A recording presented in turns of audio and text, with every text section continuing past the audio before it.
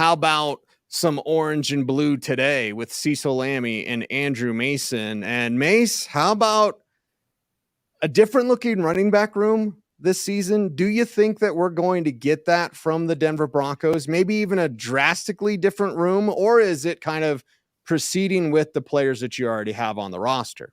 I don't expect it to look drastically different. They may kick under a few rocks, perhaps, and may kick the tires on a late round running back or an undrafted running back, kind of like Jaleel McLaughlin coming in last year. But by and large, I do expect that when all is said and done, the 3 running backs on the 53-player roster may be the same as they were this past year. Yeah, I'm not sure if I like that idea. We'll get to that a little bit later in this program, but we're going to start with Jaleel McLaughlin because really I think that's where it all begins. Will Javonte look better? Sure, we'll talk about it. Samaje can do some things. We'll talk about it. But it's really the development of Jaleel McLaughlin. What can that look like as players get better? Like I think certain people and even analysts and even sometimes myself, Mace, I get stuck in what a player is. Well, it's not about what he is right now. It's what he could be. And with Jaleel McLaughlin, we don't yet know what he could be. Yeah, we got into the process of finding that out. And certainly what we saw from him is a considerable more explosiveness and burst than we saw from the other running backs in the room for the Denver Broncos.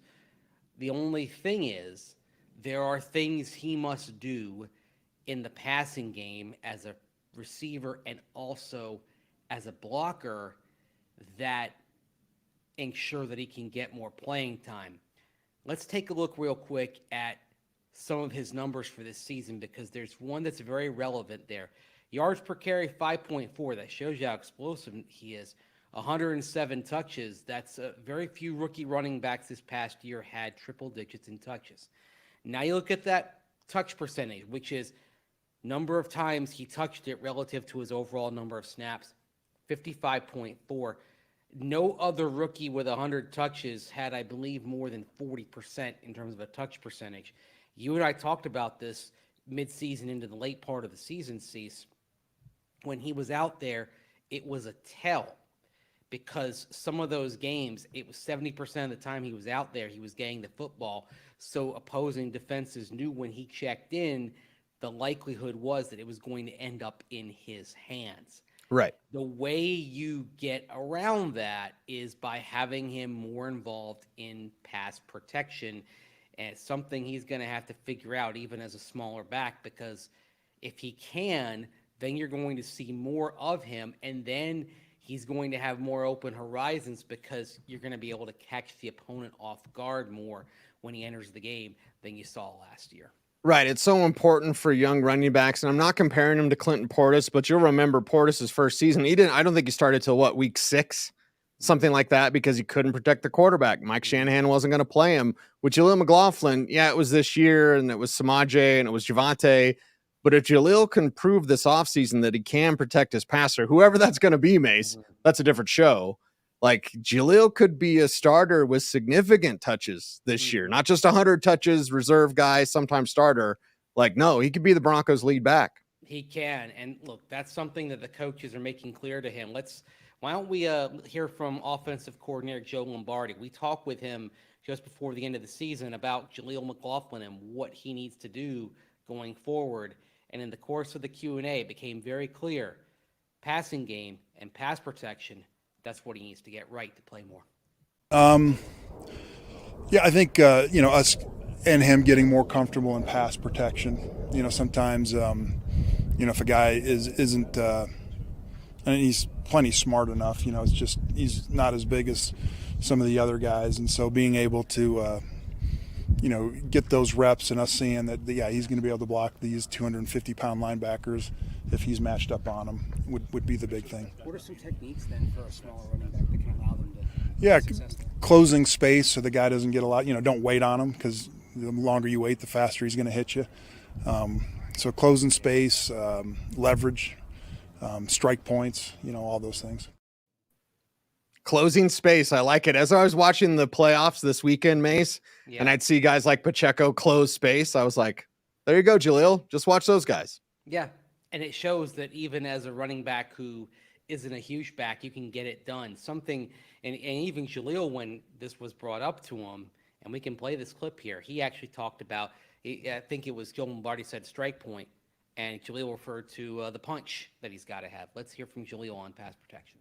Very important. That's going to be a focus on in off season for me, and because I want my teammates to be able to count on me, and also be able to protect the quarterback. So I'm definitely going to work on that in off season. Technique wise, specifically, what do you want to improve in pass pro? I would say my punch. That's what I'm working to improve. His punch. There you go. Smart kid, knows what he's got to do. Now it's just a matter of getting it done.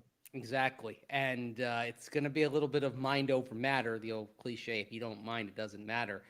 But when you are a smaller back at around 180 pounds, there are ways in which you have to adapt. It's not going to come as easily for him as it does for Javonte Williams, for example.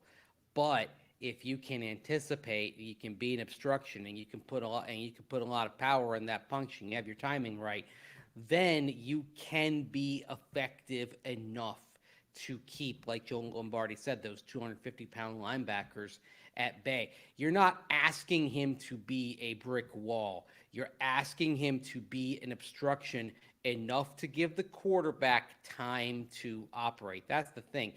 This is not about pancaking a pass rusher. No. It is about being an obstruction and doing so legally, because you don't want to hold, right? They'll get you for that. It's in space. The referee is going to call you for that. So it's about doing it cleanly, doing it with good technique, making the most of what you have, and also anticipating and being smarter, because you know what? You can be a big back and you might not see what's coming, and all of a sudden you're caught off guard. We actually saw some of that over the weekend as well. I mean, Rashad White of Tampa Bay, for instance, I mean, he's got to read those a little better. Some of those rushes that came in on Baker Mayfield, he wasn't in position to take care of. Right. So it's not just about your sides. It's about study and anticipation. And one thing about Jaleel McLaughlin, we know he's going to put in the study as well. That's one of the reasons why he and Sean Payton bonded this year. Yeah, and I think, I can't remember who it was, Ernest Biner or somebody at the Senior Bowl years ago told me pass blocking is a lot of want to. There's technique involved, and we know the technique that is needed, but it's a lot of desire. And if there's one thing Jaleel McLaughlin is not short on, it is desire.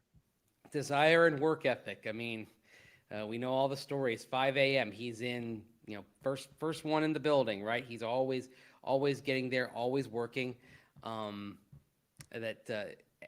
that's one of the reasons why he found himself in Sean Payton's office. And that's another thing. He's got a fearless nature on the field. He's also got a fearless nature in terms of being willing to go up to the head coach, somewhat of a larger than life figure over at Broncos headquarters, and say, hey, what can I learn from you? And the result of those sessions is him making the team, making an impression, and perhaps working his way into a bigger role this coming year. Yeah, it takes a lot of confidence and a lot of self-assuredness to be able to go to Sean Payton and be like, hey, I want to do more.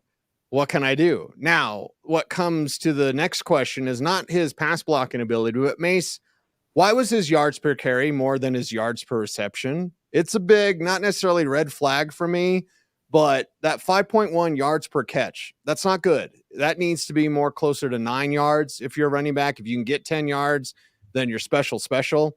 But he's averaging 5.4 a carry. He's averaging 5.1 a catch. It seems a little off.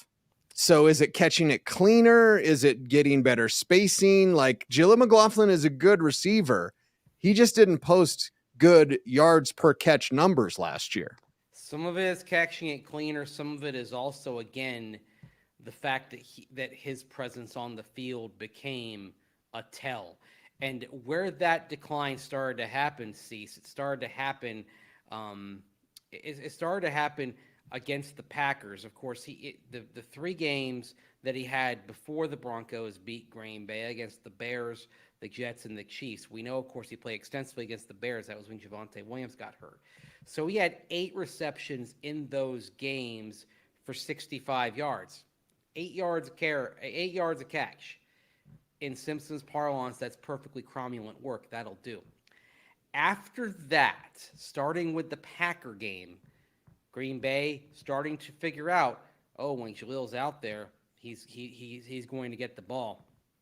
From that point forward, he had 1 yard on 1 reception against the Packers, average of 3 yards per catch against the Chiefs, average of 2 yards per catch against the Bills, average of 2.8 yards per reception against the Vikings, 5 catches that night, no receptions against Cleveland, and then only 3 yards per catch against the Texans. So he went into a cycle where that dropped.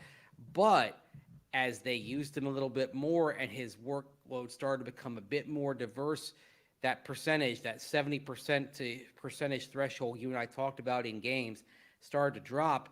He became more effective, 7 yards on 1 reception against the Chargers, 8 yards of catch against the Lions, 7.5 yards of catch against the Patriots, 6 yards of catch in the rematch against the Chargers. So down the stretch, those last 5 games, including when he got injured against the Raiders, he had 71 yards on 10 catches, 7.1 yards of reception. That's more like what you are expecting and hoping to get from a running back. So I think he grew in that role. The Broncos figured out a little bit more that sometimes you had to use him as a decoy. The combination of those things, I believe, led to work down the stretch as a pass catcher. That's more like what you're expecting to see going forward. Yeah, what's funny about that, Mace, is you say he grew into that role, and you're highlighting how the Broncos grew into understanding what his role should be. Mm-hmm. They were just using him too much when he was on the field. It was a both situation. It always is usually. I mean, I often say if you and I, a couple of chuckleheads here doing a show, could figure out that it was a tell when Jaleel was out there that he was almost certainly getting the football, every other coach figured that out. So then the Broncos had to kind of get that in check as the season went on. Get to where Jaleel's presence didn't mean that you could basically shade over toward him and assume he was getting the ball. Because look, there weren't many players on this offense who scared you as a defense when they got the football, right? Right. That's something.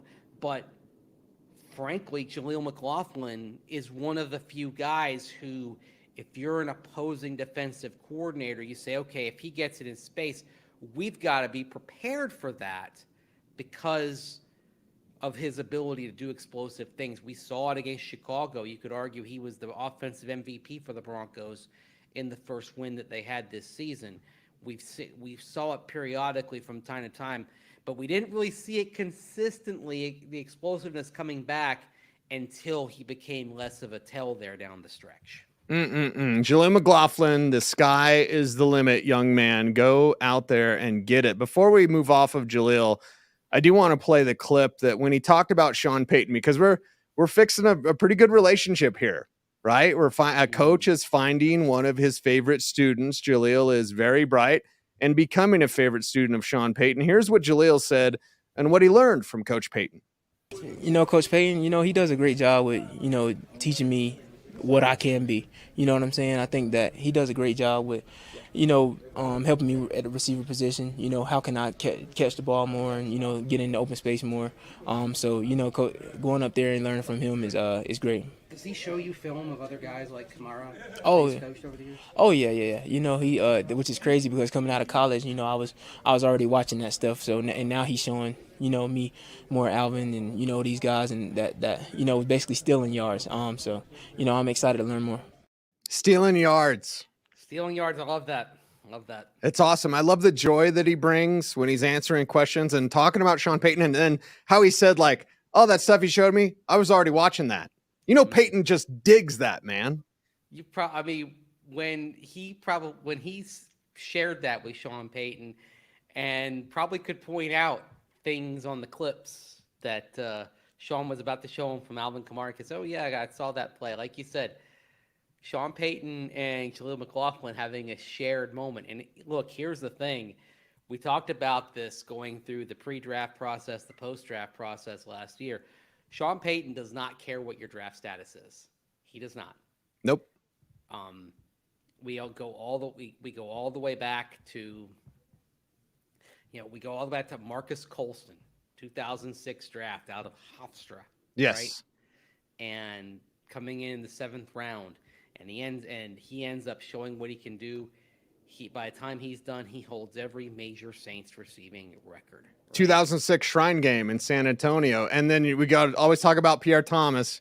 He never says Antonio Pittman, but they did draft Antonio Pittman 4th round, I believe. And it was a couple the year after Colston or 2 years after Colston. My memory's a little hazy on that, but it's like Pierre Thomas comes in and it's like, oh, this dude can make plays. I'm just going to put in the dude that can make plays. That's exactly what Sean Payton is doing now with Jaleel McLaughlin. Dude can make plays.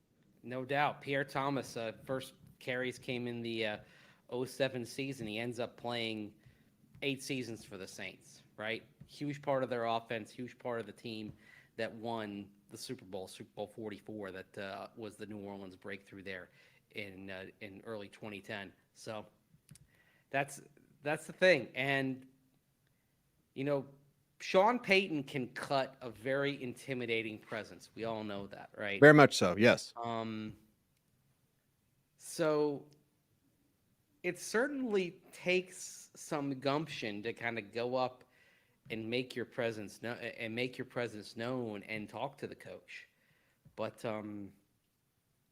the way Jaleel McLaughlin seeks out Sean Payton and gets information for him, it reminds me of another one of my favorite players that I've covered, another one of your favorites as well, C.J. Anderson. The way Knew you're going to say it. Used to seek out Peyton Manning, right? Mm-hmm. And that made him. By the way, there was something I saw today. You know how it's like sometimes on your phone when it'll say, "Oh, this was you on memory," right? Yeah. Memory. Okay. Mm-hmm. The one I got today, it was a memory from 9 years ago. And that year, I went straight from Senior Bowl practices to do a couple of days of Pro Bowl practices when the Broncos had a bunch of players. And one of them was C.J. Anderson. And the photo that came up was you had C.J. and you had Emmanuel Sanders and you had DeMarcus Ware and Ryan Clady, Aqib Talib, Chris Harris Jr. It was as they were doing the Pro Bowl photo shoot that they were just all hanging out together. It was good times. It doesn't seem like it was that long ago. And it was 9 years ago. Think how much has changed in 9 years. Well, nobody is left on the team from 9 years ago. And I think CJ's had 3 coaching jobs since then. Like, as he works his way through the coaching community, it's like, man, life comes at you fast, man. I know. You got to seize the moment while you can. Sometimes we don't really savor and process the moments that are important while they're happening. And sometimes we don't take advantage of a moment as we should. That's, I'm going to go into Eminem mode. Sometimes you get one shot, Mom spaghetti. In a lifetime. Yep, mom spaghetti. So the thing I failed to do when I was in Detroit that I wish I had done is that I wish I'd gone up to a sign that said 8 Mile Road and just put a bowl of spaghetti on my head and said mom spaghetti. There you go. That would have taken some doing, but that would have been worth it for the gram. We're talking about opportunity. Is that what you call it? The gram? That's what the kids call it. I don't even think the kids call it that. What do the kids call it? We got teenagers. I was going to say, that's one of those things where you're middle-aged and you're trying to sound cool. That's fire. Yeah. Like, Dad, nobody calls it the gram. We don't even use that anymore. It's all Snapchat. Okay. I mean, my daughter's on Instagram. She doesn't call it the gram. Okay. IG, the gram, Instagram. I use IG just because you're referring to it professionally, But hey, it's still Twitter to me, so to tell you where I am, I'm not changing on that. We're not changing. Is Javonte Williams going to change, though? We got to talk about Javonte. We got a lot of Jaleel talk, which he's deserving of, but if Javonte does anything, I consider it gravy. It's why I'm going to read off 3.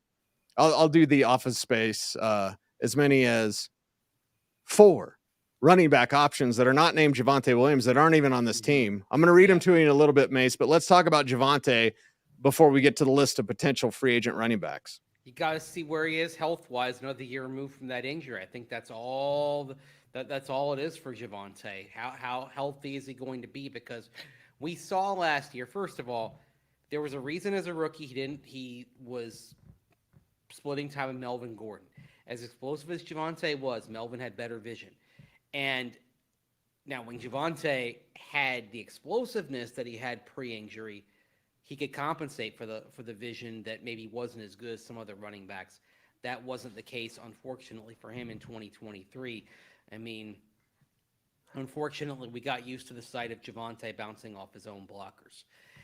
To go back to the number that we put out on one of the shows on Monday, Broncos were third in run block win rate, but only averaged 4.0 yards per carry as a team, and Javonte Williams was below 4 yards a carry in nearly all of his games last season. That tells you where things were going wrong. It doesn't mean the book is closed for Javonte Williams. It does mean that he was not all the way back. The future is going to be based on what he does this year. This is the two roads diverging in a yellow wood. Either he gets back from the injury, recaptures his early form, and he's on track to get a nice contract when his rookie contract expires, or he may be a fringe player at that point. This year is everything for Javonte Williams, and it solely depends on whether he can get that explosiveness back that we did not see very often in 2023. I like the opportunities that these Broncos backs have in front of them. Jaleel could be a featured guy. Javonte could come back. You can't rely on that. No. You should not rely on that. So I'm going to read off these names, and I wrote up our state of the roster running back preview. It's available at denversports.com. Mace, I just want to see your reaction. I'm going to give you 3 names that will be available as unrestricted free agents. And one of them I really, really, really, really like. Mm-hmm. But let's start, and I'm just going to read you the names. Clyde Edwards-Helaire. Interesting. You like? Potentially in a specific role. Yes. Okay. The one that I really like, I'll just spoil it for you, is Antonio Gibson. That's Speaking of Senior really Bowl. like too. Yes. Oh, look at us. It's a shared moment. Woo! Yes. You and I fell in love with Antonio Gibson at the 2020 Senior Bowl. Yes. Yep. Converted receiver. Yes. And really, unfortunately for him, fell out of favor as time went on as a running back in Washington. Actually had a career high in receptions last year for the Commanders, 48 catches, 389 yards, and 2 touchdowns. But his rushing tally dropped to 65 carries, and he averaged 4.1 yards per attempt. I think there's still something there with him, and he does bring a bit more power and size. Look, he's 6'2", 220, so he can do some of the Jaleel McLaughlin things, but he's a much better all-round back. I would like to see him used more in the running part of the attack. I mean, the only thing is, if you bring him in, someone of Samaje Perine, Jaleel McLaughlin, Javonte Williams has got to go. There's not enough room at the end for all 4 of those guys. And as we've established, and we've shown by the connection that Jaleel appears to have with Sean Payton, Jaleel's going to be a part of that room. Yeah. Right. So. And Samaje was a guy picked up last year, so he's a Sean Payton guy. Mm-hmm. The one player that's not, Javonte. And you want to have a competition. Again, we hope that he's back. You cannot rely on it. Gibson makes a bunch of sense, and I'm going to sound like a used car salesman. Low mileage.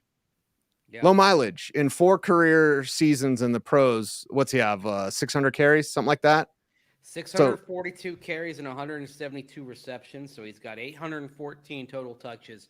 And oh, by the way, this past year sees career high 8.1 yards per reception, 4.1 yards per carry, limited work as a rusher, still the second highest figure of his career and the highest that he's had since his rookie season. So we're both on Antonio Gibson as a possibility for the right price. And then I'll bring up Devin Singletary just because he never gets the respect. Maybe Houston kind of figured it out there. Buffalo never figured it out with Singletary. He always should have been the guy. And they're like, let's go get Zach Moss. So, I still love Devin Singletary. Different skill set, certainly compact. And at FAU, he led the nation in yards after contact and broken tackles because he's so compact. So, I throw out a little love. And the price is going to have to be right. This team's not going to have a bunch of money to spend on a free agent running back. Yeah, and one thing that I did like about Devin Singletary, that part and parcel of it for him unfortunately, he had a couple of years where he put the ball on the ground way too much. This past year for the Houston Texans, only one fumble in 246 total touches.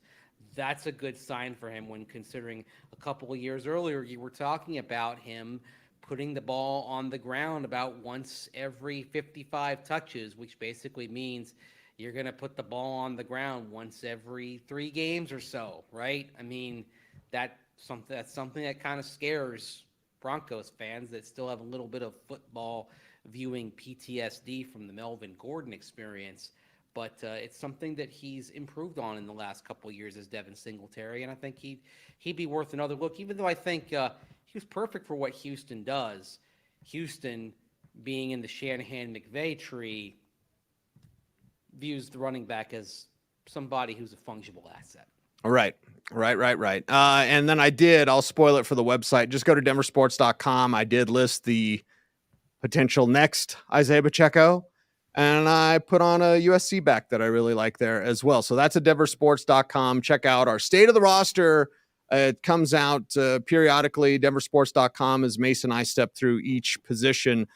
Mace, I think that's a wrap for us today, buddy. Yeah, we're going to get into tight ends probably tomorrow because I'm writing tight ends for the next day of the roster piece, and then we're going to start breaking down the defense. But tight end is a really interesting position to look at because if the Broncos don't go quarterback early, I don't think Brock Bowers is going to be there at number 12, but if he is, I think you have to think long and hard about bringing him in.